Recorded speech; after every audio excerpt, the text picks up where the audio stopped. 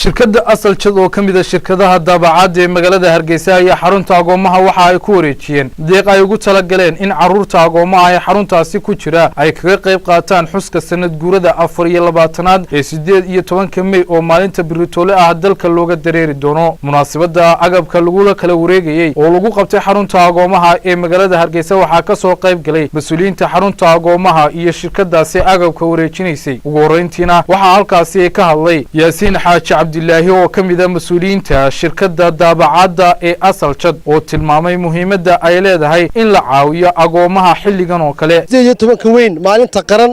inaanu carruurta la dareenno dareenka aanu mad carruuraha kale ay wada leeyihiin oo dhan la dareensiino ee reer Soomaaliland ku guda jooga iyo ku dibad joogaaba uu maanta u dabaaldegay maalinta bariya xuskiisa sanad guurida 24aad ee maalinta qarannimada la soo noqonay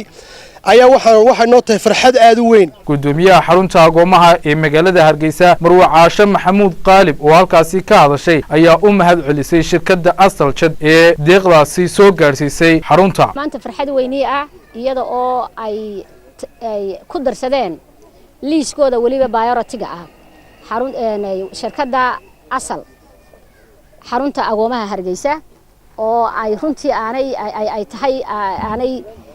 meel kaga khayr badan aanay geeyeen maanta dharka ay keeneen ee ah dharkii astaanta qaranka